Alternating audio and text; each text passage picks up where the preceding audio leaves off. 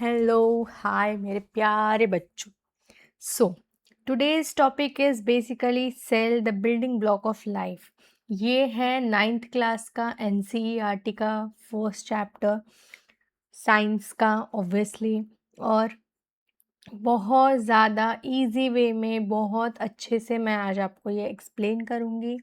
Ninth class के बच्चों, अगर कुछ भी डाउट आता है जल्दी से जल्दी कमेंट में करना, पूछना मुझे, बिकॉज़ कोई भी डाउट मन में रखने से आपको ही प्रॉब्लम होगा। Get my point? Okay, so let's move forward. सबसे पहले what is a cell? Cell क्या है? ओके, रिमोट का सेल होता है जो आपको अभी तक पता था, बट हमारी बॉडी में भी सेल होता है। सेल मतलब क्या? हमारी बॉडी जिससे चल रही है, जैसे हमारे रिमोट चलते हैं, ठीक है, हमारा जैसी घड़ी चलती है, जैसे और क्या चलता है सेल से? सोचो सोचो और बताओ मुझे जल्दी कमेंट में। उसके बाद सेल हमारे बॉडी में क्या काम करेगा? अब आप बोलोगे हम तो बैटरी डालते ही नहीं मैम, हमारे बॉडी में कहाँ स्विच है जहाँ पे हम सेल घुसाएंगे? नहीं, ऐसा कुछ नहीं है। Cell is the basic unit of life. क्या है सेल? हमारा basic structural and function unit of life. मतलब क्या? अब आप बोलोगे स्ट्रक्चरल और फंक्शनल क्या होता है मैम? तो स्ट्रक्चरल मतलब जिसका सेम ढांचा है, मतलब जो सेम दिखता है, जिसका फंक्शन हर किसी के बॉडी में सेम होता है, ठीक है। जैसे फॉर एग्जाम्पल, क्लास में कितने बच्चे रहेंगे? 40 बच्चे। 40 बच्चे एक जैसे अंदर से दिखते हैं। अंदर से मतलब उनकी जो बॉडी का स्ट्रक्चर है, उनके भी बॉडी में जॉइंट्स है, उनके भी बॉडी में क्या बोलते हैं, और ऑर्गन्स है, उनके भी बॉडी में ऑर्गन सिस्टम्स है, उनके भी बॉडी में सारे सेम फंक्शन परफॉर्म करते हैं, ठीक है। तो यहाँ नीचे आपको दिख रहा होगा स्क्रीन पे लेवल्स ऑफ ऑर्गेनाइजेशन। मतलब क्या? हमारी बॉडी किन किन पार्ट से बनी है, ठीक है। तो सबसे पहले जैसे मैंने बोला basic unit of life is cell. तो अगर सेल बेसिक यूनिट है तो सेल ही सबसे पहले बॉडी में बना होगा, मतलब सेल ही सबसे इम्पोर्टेंट पार्ट होगा बॉडी का, ठीक है। उसके बाद ग्रुप ऑफ सेल्स, मतलब क्या? बहुत सारे सेल्स मिलके जो बनेगा, that is called a tissue, ठीक है।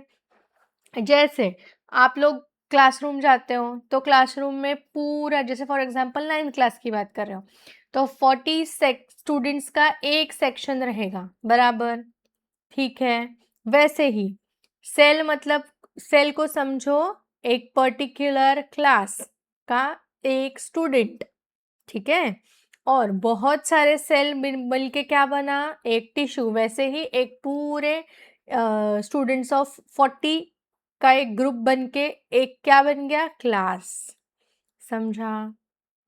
तो एक student is a cell, group of student is a class. वैसे ही एक सेल बॉडी में ग्रुप होता है सेल, और ग्रुप ऑफ सेल्स होता है टिश्यू, ठीक है। अभी what is organ?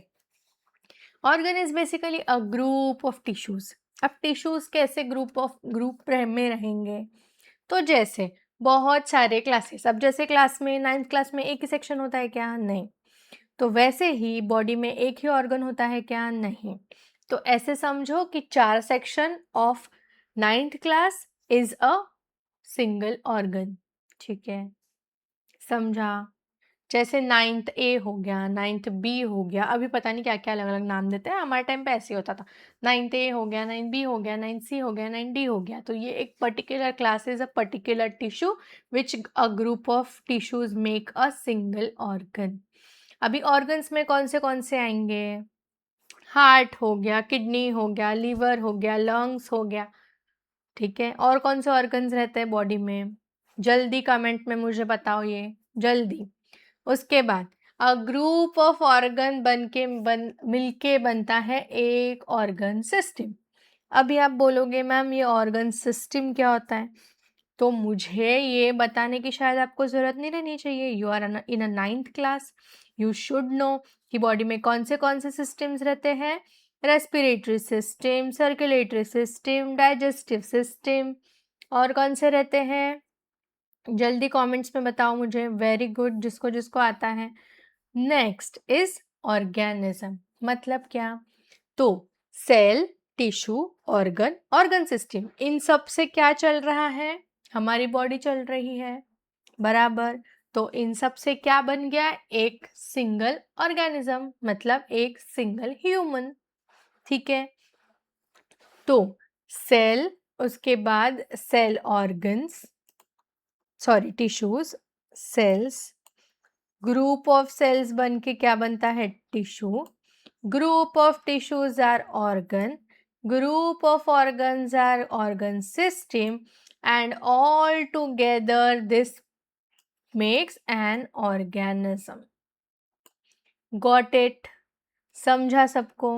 Very good. अब नीचे मैंने एग्जाम्पल दिया है, muscle cells is a example of cells, okay. Muscle tissue, अब ये जो लोग जिम करते हैं उनको पता है कि मसल टिश्यूज जो है वो बॉडी में रहते हैं, वो कहाँ डेवलप होते हैं, जनरली हमारे हाथ पे, ठीक है। उसके बाद heart is a organ, circulatory system क्या काम करता है बॉडी में, ऑल ओवर द बॉडी वो सर्क्यूलेट करता है ब्लड को, ये इसको और क्या बोला जाता है, नर्वस सिस्टम, और क्या बोला जाता है, नर्वस सिस्टम, क्या बोला जाता है, नर्वस सिस्टम, ठीक है। समझा सबको यहाँ तक, कोई डाउट, ठीक। और इन सब से क्या बना है, ऑर्गन, सॉरी बॉडी, क्या बना है, ह्यूमन बॉडी, समझा। ये ऑर्गेनाइजेशन बहुत ज़्यादा इम्पोर्टेंट है, इसको कोई भी भूलेगा नहीं, ठीक है।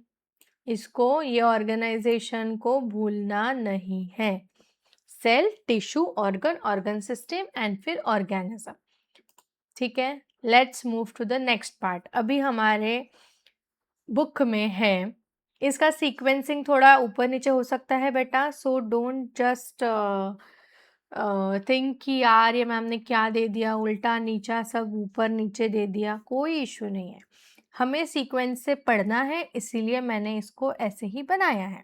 अभी सेल तो हमको पता चल गया कि बॉडी में है, अब उसको बनाया किसने, इन्वेंट किसने किया, किसने हमारे बॉडी में सेल डाला, या किसको पता चला कि हमारे बॉडी में सेल है ना, बहुत सारा बहुत बड़ा सवाल है ये तो there was a scientist name Robert Hooke, क्या नाम था उनका, Robert Hooke, he was a scientist name Robert hook.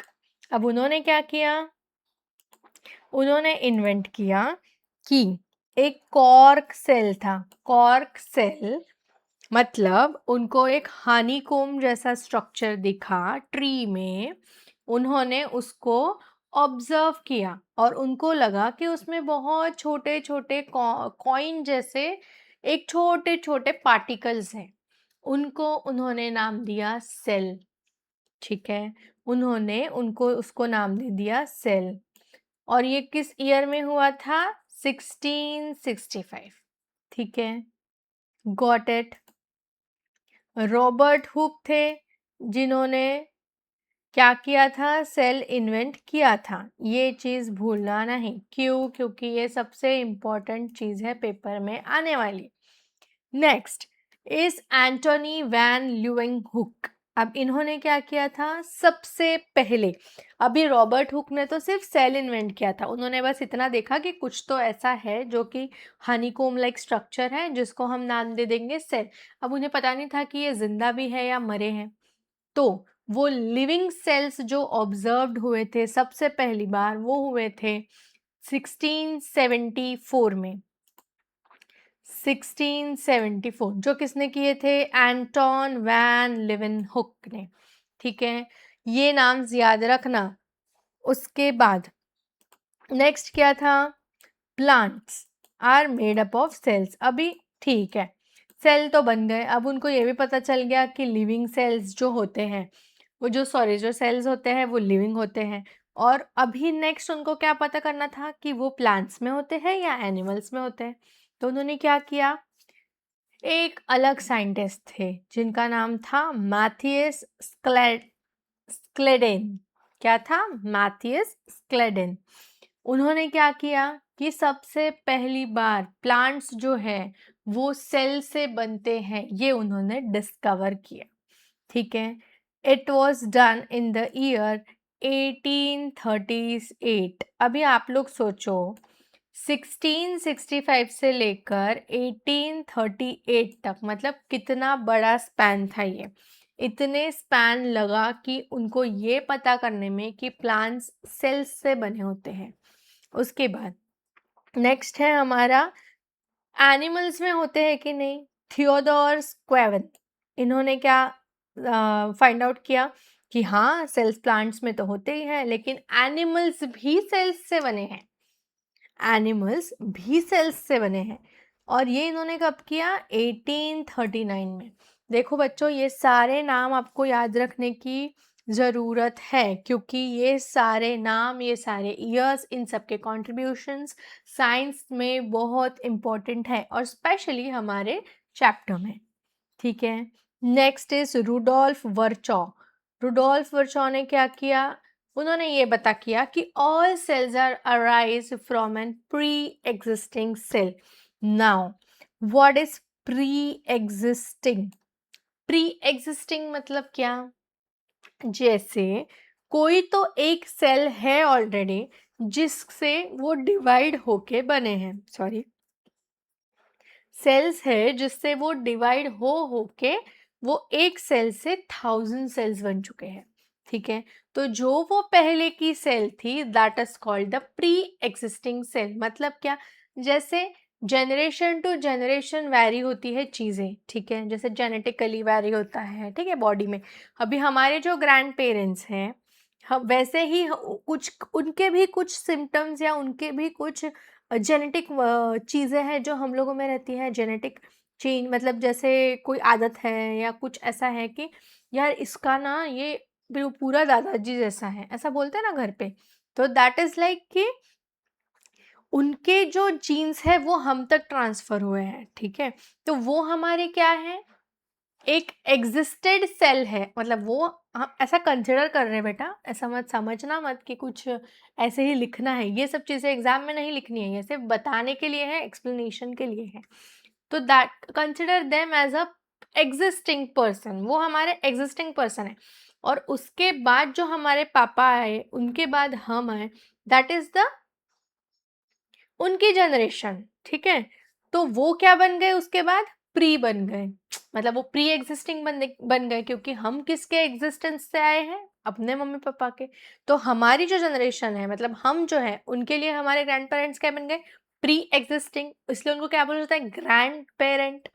ठीक है, तो वैसे ही बॉडी में जो एक ग्रैंड पेरेंट सेल होगा that is called a pre existing cell. वो पहले से बॉडी में है, वो बॉडी को उन सब से पहले से जानता है, इसलिए उसको बोला जाता है प्री एग्जिस्टिंग। और उसी सेल से बनते हैं बाकी के सेल्स। ठीक है, for example there is a cell, ये सेल है, ठीक है, ये डिवाइड हो गया दो सेल्स में, एक सेल और ये टू सेल। तो ये जब दोनों सेल में डिवाइड हो गया तो ये जो सेल है इसको हम बोलेंगे प्री एग्जिस्टिंग सेल। क्या बोलेंगे? Pre existing cell. Pre existing cell, समझा? ठीक है, और ये किस ईयर में हुआ था? 1855 में। ये किस ईयर में हुआ था? 1855 में। यहाँ तक सबको समझा? किसी को कोई भी डाउट हो please comment me in the comment section. मैं यहाँ सबका डाउट्स क्लियर कर सकती हूँ, कोई भी अपने मन में कुछ भी डाउट ना रखे। तो ये क्या हो गया? सेल की डिस्कवरी हो गई, मतलब सेल कैसे हम लोगों को इन्वेंशन हुआ सेल का, और कैसे हमारे बॉडी में सेल्स है ये पता चला। ठीक है, our next part is theory. अभी ये पता तो चल गया, लेकिन उसका क्या, हमारे पास वो पता चलने के बाद उसके क्या रिटर्न, क्या बोल सकते हैं, रिटर्न थियरी पार्ट है हमारे पास कि नहीं यही सच है और यही हुआ है। ठीक है, तो basically it is the same thing, जो उन्होंने इन्वेंट किया वही उन्होंने राइट किया। तो things are, the cell theory states that all living organisms are made up of one or more cells. Obviously अगर ग्रुप ऑफ सेल्स है तो वो एक से ज्यादा ही होंगे। ठीक है, the second thing, the cell is the basic structural and functional unit of life, जो मैंने पहले ही आपको एक्सप्लेन कर दिया है। Third one is all cells arise from pre existing cells, बराबर, जो मैंने अभी फिर से ये भी एक्सप्लेन कर दिया है। तो सेल थ्योरी में आप अगर क्वेश्चन आए तो ये 3 पॉइंट्स आपको लिखना है। ठीक है, लेट्स मूव फॉरवर्ड। अभी हम लोगों ने देखा कि सेल से टिश्यू बना, टिश्यू से ऑर्गन बना, ऑर्गन से ऑर्गन सिस्टम बना, और ऑर्गन सिस्टम, टिश्यू, सेल और ऑर्गन्स, ये सब मिलके क्या बना, एक ऑर्गेनिज्म बना। तो ऑर्गेनिज्म अब कितने टाइप्स के होते हैं? Organisms are of 2 types. First is unicellular, unicellular. अभी यूनि मतलब वन, यूनि मतलब वन, यहाँ देखो लिखा है made up of one cell. Uni मतलब वन, ओनली एक सेल से बनने वाला ऑर्गेनिजम्स आर कॉल्ड यूनिसेल्यूलर। तो मल्टी मतलब क्या होगा, बहुत सारे, यहाँ देखो लिखा है मेनी सेल्स। ठीक है, तो ऐसे लिविंग ऑर्गेनिजम्स जो सिंगल सेल से बने हैं दैट आर कॉल्ड यूनिसेल्यूलर। ऐसे ऑर्गेनिजम्स जो बहुत सारे सेल्स से बने हैं that are called multicellular organism. अब यूनिसेल्यूलर ऑर्गेनिज्म अपने जो लाइफ के फंक्शंस हैं, जैसे ईटिंग, उसके बाद एक्सक्रीशन, ये सारी चीज़ें जो है ये इनका सारा एक सेल ही फंक्शन करेगा। ये सारे फंक्शन कौन परफॉर्म करेगा, एक सिंगल सेल। नेक्स्ट, जो मल्टीसेलुलर ऑर्गेनिज्म है उनके बॉडी में हर एक फंक्शन परफॉर्म करने के लिए एक स्पेशलाइज्ड ऑर्गन रहेगा। जैसे हमारे बॉडी में हम लोग सांस ले रहे थ्रू रेस्पिरेटरी सिस्टम, उसके लिए अलग सेल्स काम करेंगे। एक्सक्रीशन थ्रू एक्सक्रीटरी सिस्टम, उसके लिए अलग सेल्स काम करेंगे, अलग ऑर्गन काम करेगा। ठीक है, तो अभी यूनिसेलुलर ऑर्गेनिजम्स के एग्जाम्पल क्या है? सबसे फेवरेट इज अमीबा, जिसको डायग्राम ही नहीं है, जिसको डायग्राम नहीं बनाना आता, बेस्ट डायग्राम इज अमीबा। ठीक है, इन मल्टीसेल्यूलर ऑब्वियसली ह्यूमन बींग्स सबसे इजी एग्जाम्पल है ये। समझा? यहाँ तक किसी को कोई डाउट? कोई भी डाउट हो प्लीज मुझे कमेंट सेक्शन में जरूर बताएं। Let's move ahead. Next is, this is the basic difference I have given कि सिंगल सेल्ड होते हैं यूनिसेल्यूलर, मल्टीसेल्यूलर जो होते हैं वो बहुत सारे सेल्स से बनते हैं। द सिंगल सेल जो अभी मैंने एक्सप्लेन किया, the single cell performs a living process such as nutrition, respiration, growth and reproduction.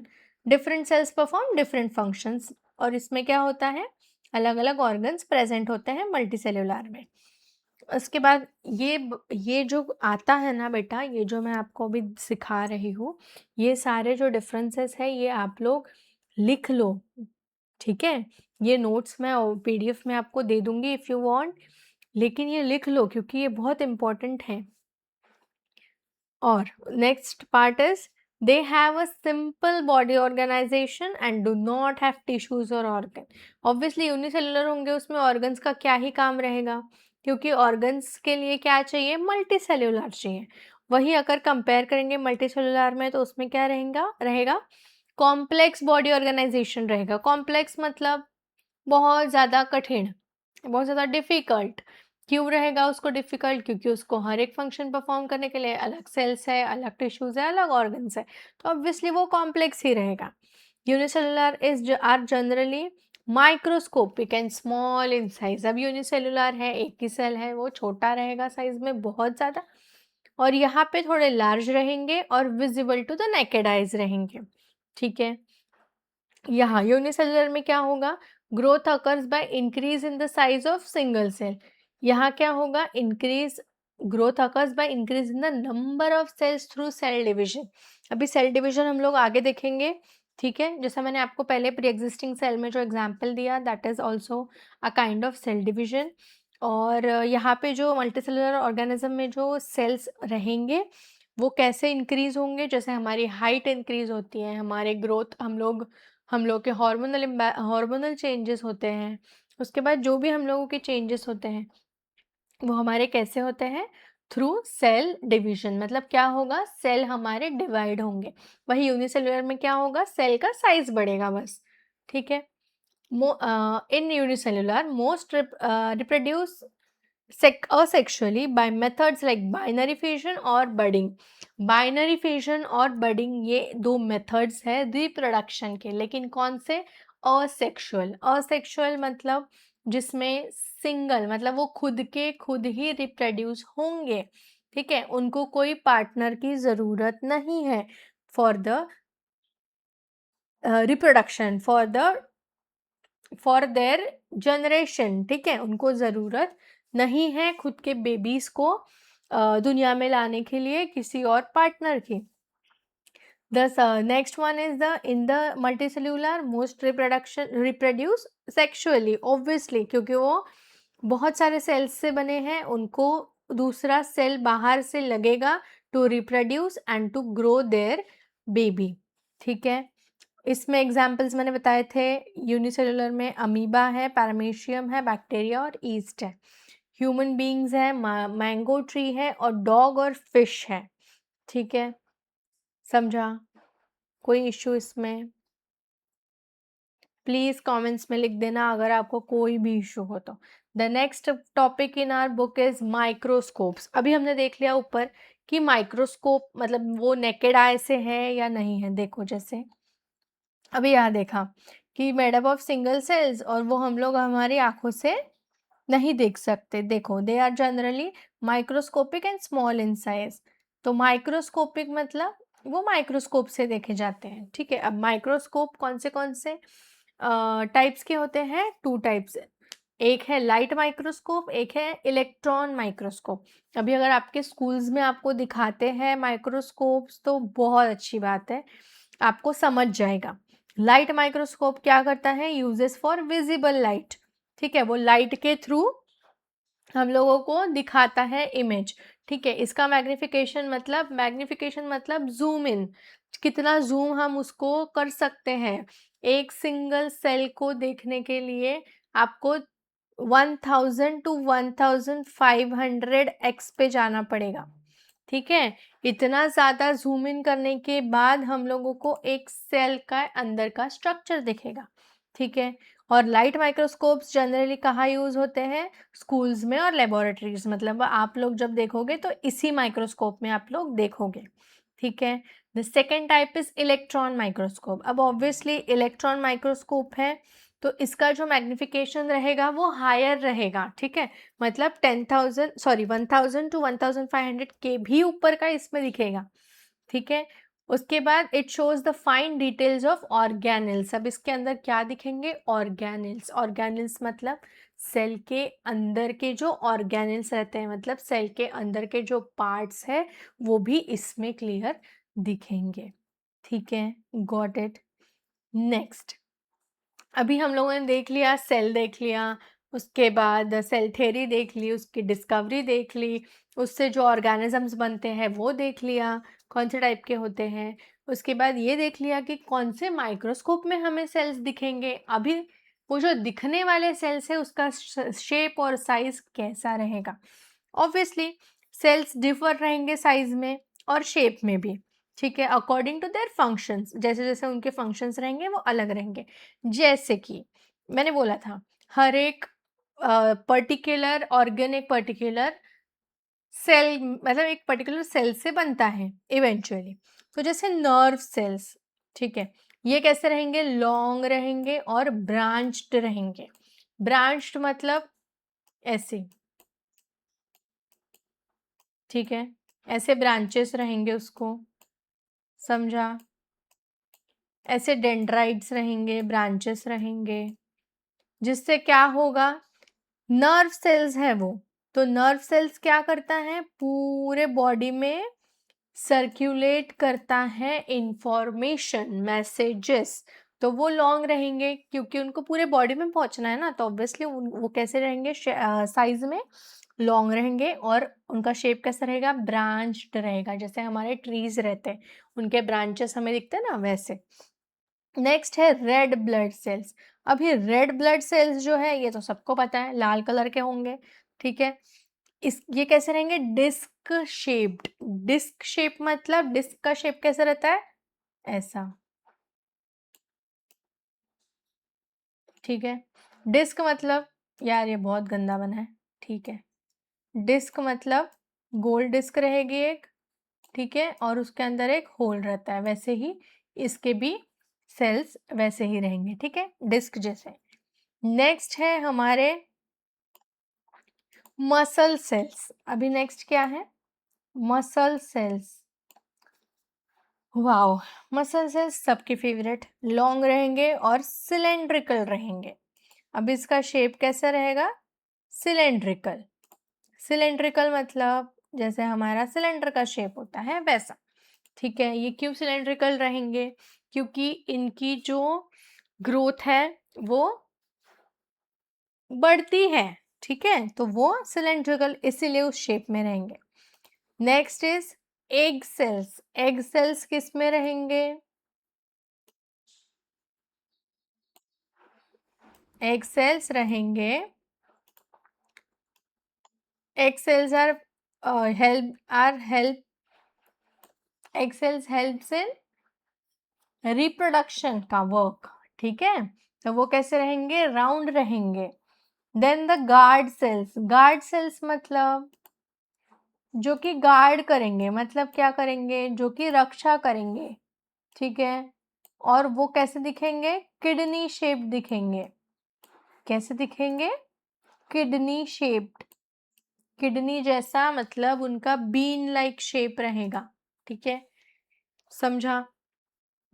ये सारे एग्जाम्पल्स हैं और इनके शेप्स हैं सेल के, ठीक है।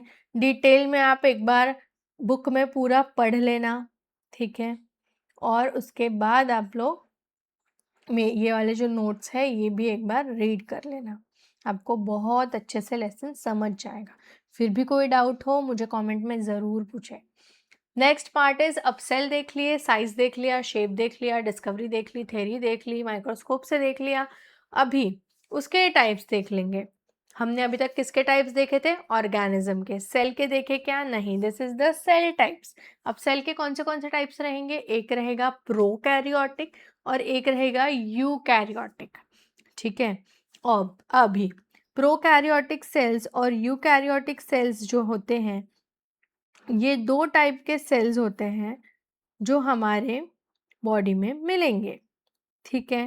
प्रोकैरियोटिक सेल्स कैसे रहते हैं? छोटे रहते हैं साइज में, ठीक है। और यूकैरियोटिक ऑब्वियसली लार्ज रहेंगे, ठीक है। अब प्रो मतलब क्या? प्रो मतलब क्या? प्रोकैरियोटिक के अंदर का जो प्रो है उसका मीनिंग क्या होगा? उसका मीनिंग होगा कि वो जो है सेल्स वो ट्रू है कि नहीं। ट्रू मतलब वो जो सेल्स है वो सेल्स ट्रू न्यूक्लियस से नहीं बने हैं। मतलब क्या? उसका जो न्यूक्लियस है, उसका जो स्ट्रक्चर है वो पूरा न्यूक्लियस, उसके जो न्यूक्लियस है वो फॉल्स न्यूक्लियस है, ठीक है। मतलब उसमें कोई असली न्यूक्लियस उस सेल्स में प्रेजेंट ही नहीं है। वही अगर यूकैरियोटिक देखा जाए तो उसमें ट्रू न्यूक्लियस है प्रेजेंट, ठीक है। उसके बाद उसका जो साइज रहेगा वो प्रोकैरियोटिक का स्मॉल रहेगा, इसका लार्ज रहेगा। और अगर वो न्यूक्लियस ही उसका ट्रू नहीं है प्रोकैरियोटिक का, तो उसमें जो मेम्ब्रेन रहेगी वो रहेगी क्या? नहीं रहेगी। There is no membrane bound organelles, मतलब क्या? कौन से भी ऑर्गेनेल्स जो रहेंगे, ऑर्गेनेल्स हम लोग आगे देखेंगे, जो सेल ऑर्गेनेल्स के जो मेम्ब्रेन्स रहेंगे उसमें वो प्रेजेंट नहीं रहेंगे। वही अगर यूकैरियोटिक में देखा जाए तो सेल और ऑर्गेनेल्स आर प्रेजेंट, उसमें ऑर्गेनेल्स प्रेजेंट रहेंगे। अगर इस सेल्स में न्यूक्लियस ही नहीं है, मेम्ब्रेन भी नहीं है, ऑर्गेनेल्स भी नहीं है, तो इसका स्ट्रक्चर कैसा रहेगा? ऑब्वियसली प्रोकैरियोटिक का सिंपल स्ट्रक्चर रहेगा। और अगर यूकैरियोटिक में बहुत सारा ऑर्गेनेल्स प्रेजेंट है, उसका साइज भी बड़ा है, न्यूक्लियस भी है हर सेल्स में, तो ये कैसे रहेगा? कॉम्प्लेक्स रहेगा। ठीक है, ये कैसे रहेगा? कॉम्प्लेक्स रहेगा। समझा? जैसे हम लोगों ने अभी ऊपर देखा था यूनिसेल्यूलर और मल्टीसेल्यूलर, वैसे ही ये है प्रोकैरियोटिक और यूकैरियोटिक। ठीक है, got it. Next, the next part is cell membrane. अभी क्या है, हम लोगों के जो भी डायग्राम्स हैं वो सारे डायग्राम्स इसके ऊपर से हम लोगों को ये सारे लिखने हैं। ठीक है, अब सेल मेम्ब्रेन। सेल मेम्ब्रेन मतलब क्या होता है? मेम्ब्रेन मतलब कि ऐसा पार्ट ऑफ द सेल जो कि उसकी रक्षा करेगा। ठीक है, दस, और वो कैसे रहेगा? Selectively permeable. परमिएबल का मीनिंग क्या होता है? परमिशन। ठीक है, परमिएबल मतलब परमिट करना। अब वो क्या करेगा? सिलेक्टिव परमिट करेगा। किस किस की चीज़ों की परमिट करेगा वो? ऑब्वियसली जो जो अलाउड है अंदर, मतलब जो सेल्स के यूजफुल चीज़ें हैं वही सेल्स के अंदर जाने देगा, जो यूजफुल है नहीं सेल्स में वो सेल्स में एंटर होने नहीं देगा। ठीक है, अगर हम लोग प्रॉपर डेफिनेशन देखते हैं तो the cell membrane is a thin flexible and selective permeable membrane surrounded by cells. ठीक है, it is surrounded by cells. ठीक है, नेक्स्ट, इसका फंक्शन क्या रहेगा? सेल को शेप देना। ठीक है, कि सेल का जो शेप है वो कैसा रहेगा ये वो डिसाइड करेगा। उसके बाद प्रोटेक्ट करेगा, जो मैंने बोला था, सेल का शेप डिसाइड करेगा, सेल को प्रोटेक्ट करेगा, कंट्रोल करेगा मूवमेंट ऑफ सब्सटेंसेस। अब मूवमेंट ऑफ सब्सटेंसेस कैसे कंट्रोल करेगा? क्योंकि वो क्या है? सिलेक्टिवली परमिएबल है, तो ऑब्वियसली वो जो भी सब्सटेंस को मूव करेगा वो देख के ही करेगा, और उसका पूरा कंट्रोल किसके पास रहेगा? सेल मेम्ब्रेन के पास रहेगा। ठीक है, और क्या करेगा? Allows communication between cells. अब कम्युनिकेट कैसे करेगा? ऑब्वियसली सिलेक्टिव परमिएबल है, तो वो क्या करेगा? वो बोलेगा कि ये तुझे चाहिए क्या? नहीं चाहिए तो मैं नहीं भेजूंगा, ये तुझे चाहिए? चाहिए तो मैं अंदर भेज दूंगा। ठीक है, तो ये क्या करेगा? कम्युनिकेशन करेगा सेल्स के बीच में। ठीक है, बिटवीन सेल्स। समझा? ठीक है, अब सेल के अंदर भी क्योंकि बहुत सारी चीज़ें हैं, अब आपको लगेगा कि सेल के अंदर कैसे कम्युनिकेट करेगा, तो हम लोग आगे आगे देख रहे हैं अभी। ठीक है, इतना टेंशन मत लो आप लोग, बहुत इजी वे में मैं आपको समझा रही हूँ, आपको समझ जाएगा चैप्टर। ठीक है, सेल मेम्ब्रेन का दूसरा नाम क्या है बेटा? Plasma membrane. प्लाज्मा मेम्ब्रेन, उसको और क्या बोलते हैं? Plasma membrane. ठीक है, याद रखना। नेक्स्ट है सेल वॉल। अभी जो सेल वॉल होती है ना वो सिर्फ प्लांट सेल में प्रेजेंट होती है। ठीक है, हम लोग दो टाइप के सेल्स देखेंगे, एक है प्लांट सेल और एक है एनिमल सेल, ये पूरे चैप्टर में। अभी जो सेल वॉल होती है वो सिर्फ प्लांट सेल में प्रेजेंट होती है। ठीक है, it is present only in plants, absent in animal cells. Obviously plant cell में ही प्रेजेंट होती है तो उसमें एब्सेंट ही रहेगी। ठीक है, उसके फंक्शन क्या रहेंगे? अब सेल वॉल जो होता है ना वो सेल मेम्ब्रेन के पहले का पार्ट है। फॉर एग्जाम्पल अगर ये है सेल, ठीक है, तो ये जो पार्ट है ये रहेगा आपका सेल वॉल। ठीक है, ये जो रहेगा ये रहेगा सेल वॉल, और ये जो रहेगा ये क्या रहेगा? मेम्ब्रेन।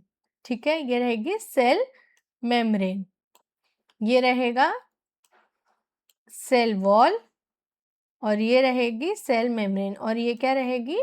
सेल। समझा? कोई डाउट इसमें? सेल वॉल जो होती है वो आउटर मोस्ट मेम्ब्रेन होती है प्लांट सेल की और एनिमल सेल की होती है सेल मेम्ब्रेन। ठीक है, अभी सेल वॉल के फंक्शंस क्या रहेंगे? ऑब्वियसली वो सबसे बाहर की है तो उसका क्या रहेगा? रिजिडिटी। रिजिडिटी फिर से नया टर्म आ गया अभी। रिजिडिटी मतलब कि स्ट्रेंथ। रिजिडिटी मतलब स्ट्रेंथ, कि कितना ज़्यादा टफ रहेगी सेल अपनी सेल की दीवार। वॉल मतलब दीवार, तो जो सेल की कवरिंग है वो कितनी ज़्यादा टफ रहेगी, ये किस पे डिपेंड रहेगा? सेल वॉल की स्ट्रेंथ पे। ठीक है, ऑब्वियसली वो वॉल है तो वो किसका काम करेगी? इट प्रोवाइड्स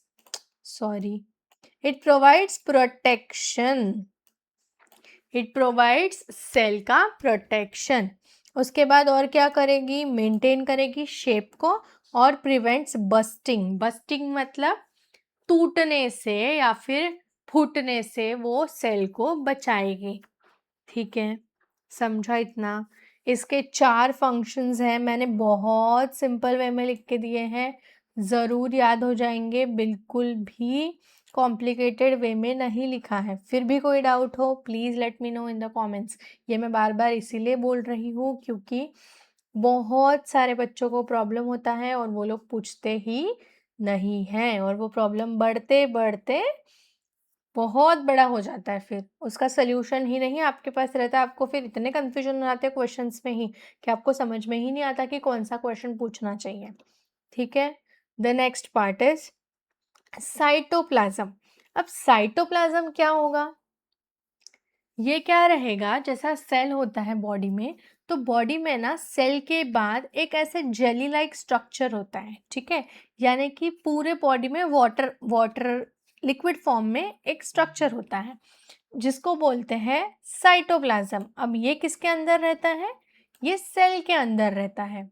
ठीक है, और सेल के अंदर के जो पार्ट्स हैं, मतलब जैसे माइटोकॉन्ड्रिया, अभी सेल मेम्ब्रेन, सेल वॉल, उसके भी जो अंदर के पार्ट्स हैं उसमें भी ये प्रेजेंट रहेगा। ठीक है, आपको मैं डायग्राम दिखाऊंगी तो आपको ये सारे ऊपर के पॉइंट्स जो है ना, ये कंफ्यूजन ये क्लियर हो जाएंगे। ठीक है, तो ये कैसे रहेगा? जैसे मैंने अभी बताया, जेली लाइक फ्लूइड रहेगा इनसाइड द सेल। मैंने बताया अभी आपको, इनसाइड द सेल रहेगा। इसका फंक्शन क्या रहेगा? It contains organelles. अब ऑर्गेनेल्स क्या है? सेल ऑर्गेनेल्स, ये हम लोग नीचे देखेंगे। The site of it is the site of many chemical reactions. Chemical reactions body में कौन से होंगे? कौन से केमिकल रिएक्शंस होते हैं? बताओ मुझे। And it supports the organelles. Organelles हम लोग फिर से बाद में देखेंगे। केमिकल रिएक्शंस कौन से होंगे? बताओ जल्दी जल्दी।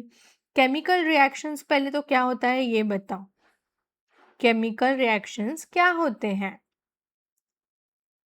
सी, क्या होता है ना, जब बॉडी में, ऑब्वियसली बॉडी में क्या क्या है अपने?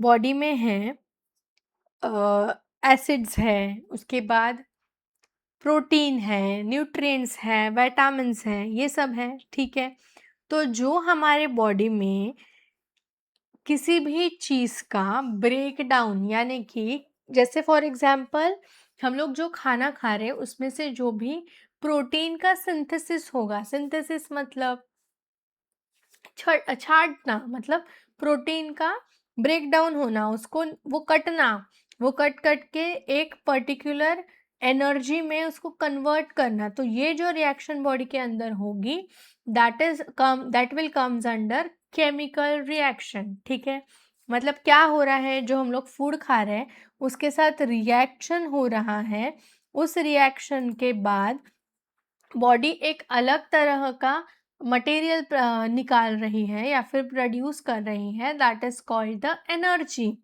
ठीक है, हम लोग बोलते हैं ना खाना खाने के बाद हमको एनर्जी आ गई, तो वो क्यों हो रहा है? क्योंकि जो खाने से जो न्यूट्रिएंट्स आ रहे हैं, प्रोटीन्स आ रहे हैं, फैट्स आ रहे हैं, कार्बोहाइड्रेट्स आ रहे हैं, ये सब से बॉडी क्या कर रही है? केमिकल रिएक्शन कर रही है और उसको एनर्जी में कन्वर्ट कर रही है। एनर्जी जो होती है बॉडी में वो किस फॉर्म में होती है? It is in the form of ATP। मुझे पता है ये सारी चीज़ें बहुत ज़्यादा डीप है, लेकिन मुझे लगता है कि इतना बेसिक तो सबको आना ही चाहिए, ठीक है। ATP, अब ATP मतलब क्या? ATP मतलब होता है एडिनोसिन ट्राइफॉस्फेट, ठीक है, एडिनोसिन ट्राइफॉस्फेट। अब ये क्या होता है, अब इसको क्या बोलते हैं, ये कैसे दिखता है, ये सारी चीज़ें आपको बाद में पता चलेगी। लेकिन ये क्या होता है बेसिकली, ये एनर्जी जो होती है बॉडी की, वो उसका कोड है ये, ठीक है। इट इज़ अ कोड, ठीक है। जो बॉडी एनर्जी रिलीज करती है उसका ये कोड है, इसको इसी कोड में एनर्जी को रिलीज होती है और जिसको हम बोलते हैं एनर्जी। लेकिन कोड लैंग्वेज में या फिर साइंटिफिक लैंग्वेज में एनर्जी को क्या बोलते हैं? ATP, ठीक है। यहाँ तक सबको क्लियर है? सिर के ऊपर से कुछ भी जा रहा है, लेट मी नो प्लीज, ठीक है। Next is cell organelles. अब मैंने बोला था आपको कि सेल ऑर्गेनल्स कब से हम लोग सुन रहे थे, अब वो क्या है ये मैं अभी बताती हूँ। सेल ऑर्गेनल्स आर बेसिकली ऐसी चीज़ें जो बॉडी में सेल्स होते हैं, ठीक है। जो सेल्स होते हैं उसके जो भी फंक्शंस परफॉर्म होंगे, that comes under cell organelles. Organelles मतलब क्या होते हैं? जो भी उसके अंदर का फंक्शन रहेगा, वो सारे फंक्शंस, ठीक है। सेल के अंदर जो भी ऑर्गन्स रहेंगे, that are the cell organelles. अब सेल के अंदर कौन से ऑर्गन्स रहते हैं? वो रहता है न्यूक्लियस, उसके बाद रहता है माइटोकॉन्ड्रिया, उसके बाद रहता है एंडोप्लाज्मिक रेटिकुलम, उसके बाद रहता है राइबोसोम्स, उसके बाद रहता है लाइसोसोम्स, उसके बाद रहता है, क्या रहता है, और बहुत सारी चीज़ें रहती हैं, ठीक है। मैं अभी आपको एक एक करके समझाती हूँ। The first one is cell organelles. अब ऑर्गेनल्स के अंदर जैसे मैंने बताया, फर्स्ट है न्यूक्लियस। तो न्यूक्लियस क्या होता है? Nucleus is a brain of the cell, ठीक है। जैसे हमारा जो ब्रेन होता है वो जैसे फंक्शन करता है, वो जैसे काम करता है, वैसे ही कौन काम करता है? न्यूक्लियस। लेकिन न्यूक्लियस किसके लिए काम करेगा? सेल के लिए काम करेगा, ठीक है। जैसे हम लोग, वो क्या करता है, जैसे हम लोगों के क्लास का मॉनिटर होता है ना, जो पूरे क्लास को मॉनिटर करता है, वो देखते रहता है और वो ये करते रहता है ऑब्जर्व कि कौन क्या काम कर रहा है, और फिर टीचर को जाके कंप्लेन कर देता है, लेकिन अपने फ्रेंड्स की नहीं करता, ठीक है। तो वैसे ही कौन करेगा? Nucleus. Nucleus is a monitor, मैं इसको बोलती हूँ मेरी लैंग्वेज में मॉनिटर ऑफ द सेल। ये सेल को मॉनिटर करेगा, देखेगा कि जो सेल है वो बराबर अपना काम कर रहा है कि नहीं कर रहा है, ठीक है। कंट्रोल करेगा उसको कि अगर नहीं कर रहा है तो उसको बोलेगा भाई तू कर जल्दी अपना काम, ठीक है। उसमें अभी कौन सा स्ट्रक्चर, अब उसका स्ट्रक्चर कैसे रहेगा, उसमें क्या क्या रहेगा? ऑब्वियसली जो सेल रहेगा वो, उसके अंदर न्यूक्लियस है, ये है न्यूक्लियस, ठीक है। एक सेकेंड, ये है जैसे न्यूक्लियस है,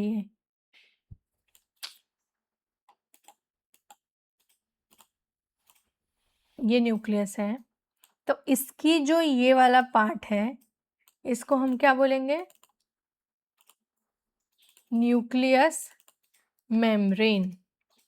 क्या बोलेंगे? न्यूक्लियर मेम्ब्रेन, ठीक है। अब ये जो पार्ट है इसको हमने अगर मेम्ब्रेन बोल दिया, तो इसके अंदर जो लिक्विड रहेगा, इसके अंदर, इसके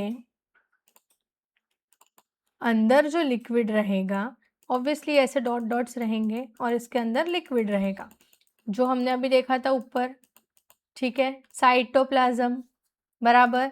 साइटोप्लाज्म जैसा हमारे सेल्स में रहता है, न्यूक्लियस में जो रहेगा उसको बोलेंगे न्यूक्लियोप्लाज्म, ठीक है। क्यों न्यूक्लियोप्लाज्म? क्योंकि वो न्यूक्लियस में है, ठीक है। तो वो न्यूक्लियस के अंदर के जो साइटोप्लाज्म रहेगा उसको बोलेंगे न्यूक्लियोप्लाज्म। अब न्यूक्लियोलस क्या है? न्यूक्लियोलस कैसे दिखेगा? न्यूक्लियोलस मतलब जल्दी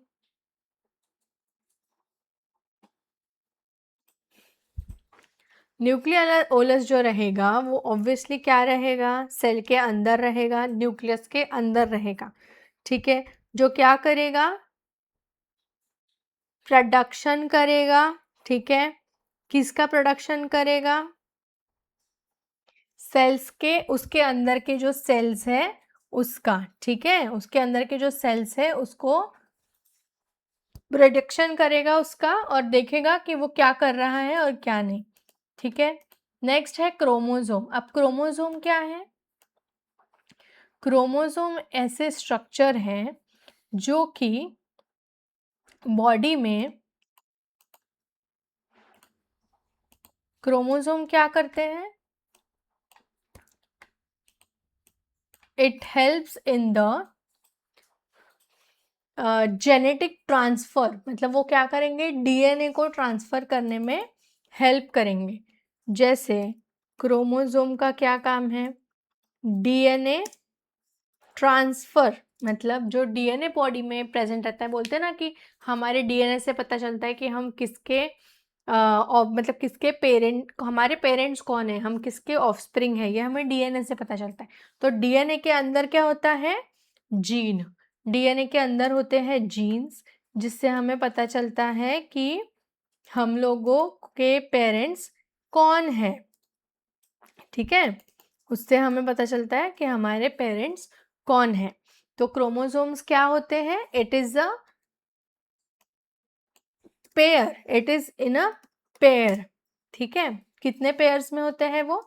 23 पेयर्स में होते हैं बॉडी में, ठीक है। अब उसका पेयर कैसे रहेगा? XX which is a female chromosome and XY which is a male chromosome, ठीक है, which is a male chromosome. अभी ये जो होता है XX और XY, ये क्या होता है? सेक्स क्रोमोसोम होता है, ठीक है। जैसे क्रोमोसोम के पेयर्स हम लोग कैसे लिखते हैं? 22+1, यानी ये जो 1 पेयर होता है दैट इज कॉल्ड एज ये वाला, ठीक है, सेक्स क्रोमोसोम, जो कि डिनोट होता है XX और XY से। इसमें कोई डाउट है किसी को? कोई भी डाउट तो मुझे कमेंट्स में ज़रूर बताओ, ठीक है। नेक्स्ट, उसका फंक्शन क्या है न्यूक्लियस का? मैंने जब भी बोला कि वो मॉनिटर का काम करेगा, मतलब वो क्या करेगा? पूरा कंट्रोल करेगा एक्टिविटी, ठीक है। उसके बाद इट स्टोर्स हेरिडिटरी मटेरियल। क्यों करेगा? जैसे मैंने अभी बताया, डीएनए, अगर क्रोमोसोम है उसके अंदर तो वो ऑब्वियसली डीएनए के साथ काम करेगा, स्टोर करेगा, जो भी हेरिडिटरी मटेरियल्स है वो स्टोर करेगा। किस में करेगा? डीएनए में, ठीक है, समझा। और क्या करेगा? सेल डिवीजन को भी कंट्रोल करेगा न्यूक्लियस, ठीक है। Next organelle is mitochondria. जो मैंने अभी ऊपर बताया था, एटीपी, हम लोग जो फूड खाते हैं उसका कन्वर्जन होगा एटीपी में, जो कि एनर्जी होती है, ठीक है। और ये कौन करता है? माइटोकॉन्ड्रिया। इसलिए इसको क्या बोला जाता है? Power house of the cell. Power house मतलब जैसे इलेक्ट्रिसिटी का सप्लाई होता है उसको क्या बोलते हैं? Power house. वैसे ही ये क्या करता है? एनर्जी का सप्लाई करता है, एनर्जी प्रोड्यूस करता है, इसलिए उसको क्या बोला जाता है? पावर हाउस, ठीक है। उसके बाद होता है एंडोप्लाज्मिक रेटिकुलम। अब इसमें 2 टाइप्स होते हैं, एक होता है रफ और एक होता है स्मूथ। जो रफ एंडोप्लाज्मिक रेटिकुलम है वो किससे अटैच होता है? राइबोसोम से। और ऑब्वियसली इसका काम क्या रहता है? प्रोटीन का सिंथेसिस करना, ठीक है। The next is smooth endoplasmic reticulum. अब ये क्या होता है? ये राइबोसोम से अटैच नहीं होता है और ये क्या करता है? लिपिड्स का सिंथेसिस करता है। Now what are the lipids? ये नया वर्ड आया है अभी। What are the lipids? Lipids are basically the fatty acids, ठीक है। Lipids are the fats which are produced in our body, ठीक है। जो हम लोग फूड खाते हैं उससे जो हमारे बॉडी में फैट डिपोजिशन हो जाता है, that is the lipids. Lipids मतलब फैटी एसिड्स बॉडी के, ठीक है। और क्या करेगा ये? डिटॉक्सिफिकेशन। टॉक्सिसिटी मतलब क्या? बॉडी में गंदगी जब जमा हो जाती है या किसी चीज़ से बॉडी में कुछ हार्म हो जाता है, टॉक्सिक हो जाती है बॉडी वो चीज़ को लेके, उसको डिटॉक्सिफाई करेगा। मतलब क्या? प्यूरिफिकेशन के जैसा काम करेगा ये, ठीक है। समझा? अब ये सारी चीज़ें कौन करेगा? Smooth endoplasmic reticulum. अब जो राइबोसोम्स होते हैं वो बहुत रफ रहते हैं, मतलब वो ऐसे बॉल्स लाइक स्ट्रक्चर होता है वो, ठीक है। इसीलिए वो क्या होंगे? वो अगर अटैच है तो वो कैसे रहेगा? उसका सरफेस रफ रहेगा, ठीक है। इसलिए उसको रफ एंडोप्लाज्मिक रेटिकुलम बोलते हैं। और जिसमें वो अटैच नहीं है उसको स्मूथ एंडोप्लाज्मिक रेटिकुलम बोलते हैं, ठीक है। The fourth organelle is ribosome. Ribosome हमने ऊपर ही देख लिया, वो क्या करता है? प्रोटीन सिंथेसिस का काम करता है। Next is Golgi apparatus. अब ये क्या करेंगे? जो भी सारी चीज़ें ऊपर से, मतलब rough endoplasmic reticulum, smooth endoplasmic reticulum और राइबोसोम से इनके पास आएगी, वो इन सारी चीज़ों को पैक करेगा, उसको अपना एक टच देगा और वो सारी चीज़ों का सिक्रीशन फिर से करेगा, ठीक है। जितना भी बचा कुचा प्रोटीन है, लिपिड्स है, जितने भी ज़्यादा यूज़फुल लिपिड्स है, वो सारे वो फिर से सक कर लेगा और जो वेस्ट है वो भेज देगा आगे, ठीक है। समझा? Next is lysosomes. अब लाइबोसोम्स क्या है? It is known as the suicidal bags of the cell. अब इसको सुसाइडल बैग्स क्यों बोला जाता है? क्योंकि जो भी ऊपर से वोल्जी अपैरेटस और उसके बाद माइटोकॉन्ड्रिया, उसके बाद एंडोप्लाज्मिक रेटिकुलम, राइबोसोम्स, इन सब का जो भी डाइजेस्टिव वेस्ट है, ठीक है, जितना भी डाइजेशन का काम है, मतलब जो बचा कुचा वाली चीज़ है, वो सारी आके किसके पास आएगी? लाइबोसोम्स के पास। और इसका क्या फंक्शन रहेगा? जो भी वो वेस्ट है, वो सारे वेस्ट को फिर से डाइजेस्ट करो, उसको ब्रेक डाउन करो, ठीक है, और उसको वर्म आउट ऑर्गेनेल्स करो। मतलब क्या? वर्म आउट मतलब उसको भेज दो बाहर फिर से, ठीक है। समझा? Next is vacuoles. अब वैक्यूल्स क्या होते हैं? वो ऐसे सेल्स होते हैं जो कि प्लांट सेल्स और एनिमल सेल्स दोनों में होते हैं, लेकिन प्लांट सेल्स में एक लंबा वैक्यूल होता है जो किसके लिए रिस्पॉन्सिबल होता है? उसके शेप और उसकी स्ट्रेंथ के लिए, ठीक है। और एनिमल सेल में वो छोटा होता है और कभी कभी नहीं भी होता है, ठीक है। तो vacuoles are basically the temporary part, वो कभी कभी होते भी हैं एनिमल्स में और नहीं भी होते हैं। Last one is the plastids. अब प्लास्टिड्स क्या है? It is basically present in plants, ठीक है। और उसको क्या बोला जाता है? जैसे कि हम लोगों ने सुना है फोटोसिंथेसिस में क्लोरोफिल यूज होता है, तो जो क्लोरोप्लास्ट होता है प्लांट्स में, वो होता है प्लास्टिड, ठीक है, जिसके अंदर क्या होता है? ग्रीन कलर का पिगमेंट होता है, ठीक है, जिसको बोलते हैं क्लोरोफिल, जो कि क्या हेल्प, किसके लिए हेल्प करता है? In the process of photosynthesis, ठीक है। तो यहाँ पे आपको दिख रहा होगा कि it is the chloroplast which contains chlorophyll, उसका फंक्शन है फोटोसिंथेसिस। और क्रोमोप्लास्ट जो क्या करता है? कंटेन्स कलर्ड पिगमेंट, जो कि कौन से कलर का होता है? ग्रीन कलर का, ठीक है। और ये जो ल्यूकोप्लास्ट है ये क्या करेगा? फूड को स्टोर करेगा। और ये सब किस में प्रेजेंट रहेंगे? प्लांट सेल में, ठीक है। So here is the end of the cell organelles.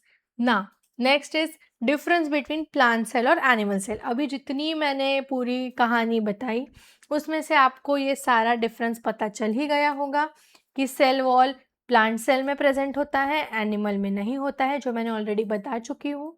Chloroplast जो होता है वो प्लांट में होता है, एनिमल में नहीं होगा। प्लांट सेल में लार्ज ऑर्गेनल्स वैक्यूल्स रहेंगे, एनिमल्स में स्मॉल रहेंगे या कभी कभी नहीं भी रहेंगे। प्लांट सेल फिक्स्ड शेप का होता है और एनिमल सेल इरेग्युलर शेप का होगा, ठीक है। समझा? ठीक है। नेक्स्ट ये रहेगा प्लांट सेल का डायग्राम और ये रहेगा एनिमल सेल का डायग्राम। नाउ आप अभी इसमें देख सकते हो क्या क्या है जो भी अभी हमने पढ़ा। Ribosome, mitochondria, cell wall, vacuoles, nucleus, cytoplasm, chloroplast. इसमें is missing is cell membrane. ठीक है, this is the cell membrane.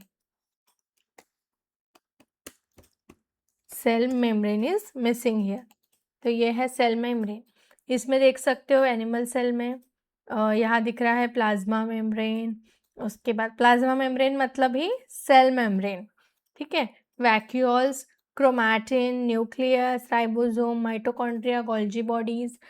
उसके बाद lysosomes, nuclear pores and rough endoplasmic reticulum and smooth endoplasmic reticulum. अब दिख रहा होगा यहाँ पे रफ एंडोप्लाज्मिक रेटिकुलम में क्या है, ये देखो, ये ऐसे स्ट्रक्चर है इसमें, ये डॉट डॉट्स दिख रहे हैं, दैट इज द राइबोसोम्स, जो कि उसको क्या बना रहे हैं, स्ट्रक्चर उसका रफ बना रहे हैं।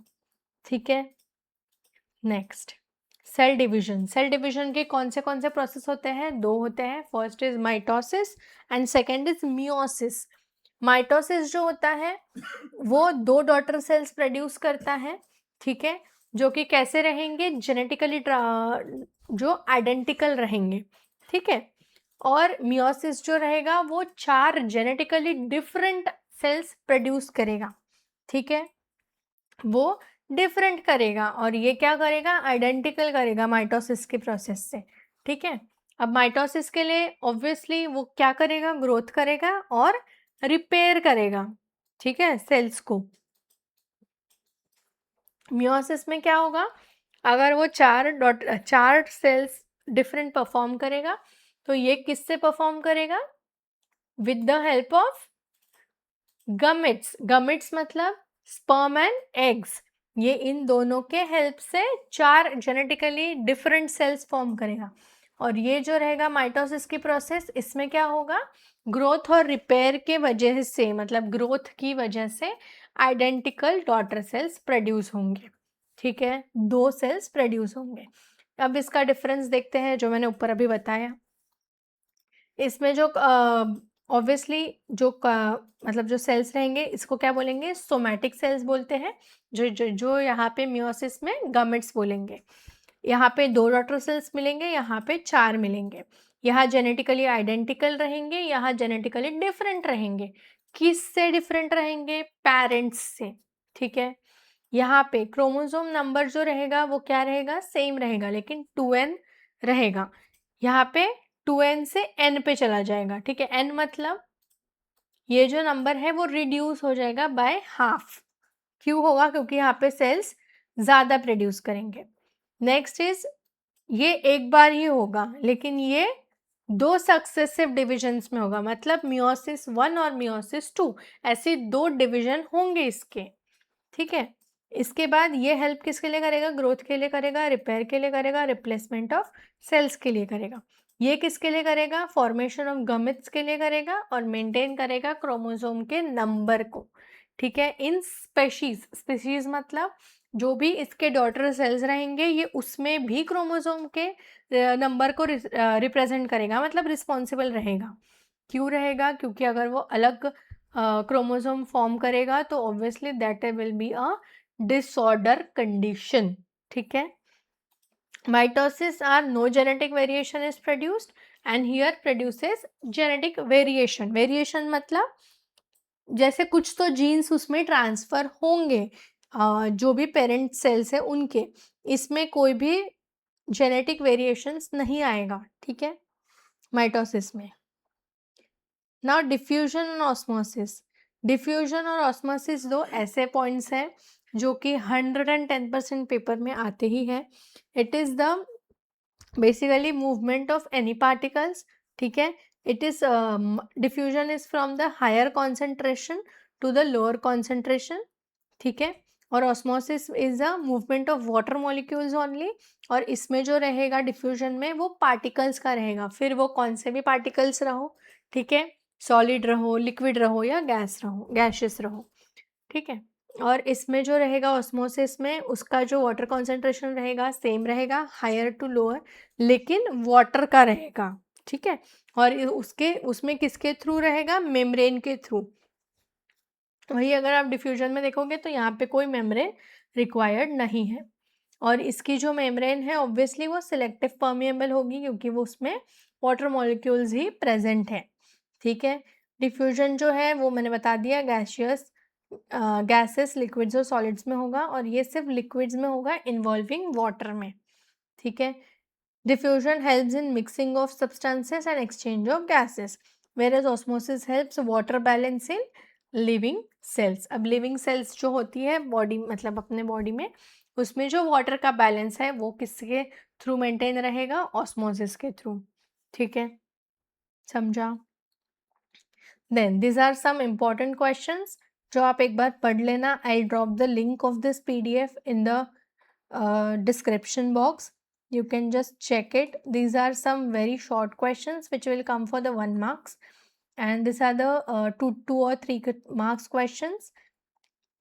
There are many questions, and these are some important long questions which are mainly asked in the last few years, and this one are the last minute questions actually, and these are the most expected questions जो हमेशा पूछे जाते हैं, and these are the last minute revision checklist कि आपको कौन से definitions करने हैं, cell theory, discovery of cells जो मैंने बताया, ये सारे important questions हैं, ठीक है। got it?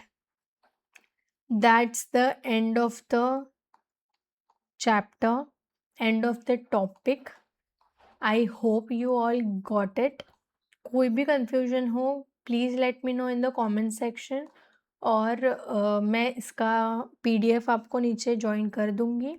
And do subscribe for the more videos, follow for the more videos. Thank you so much for your patience listening. Bye bye, see you in the next video.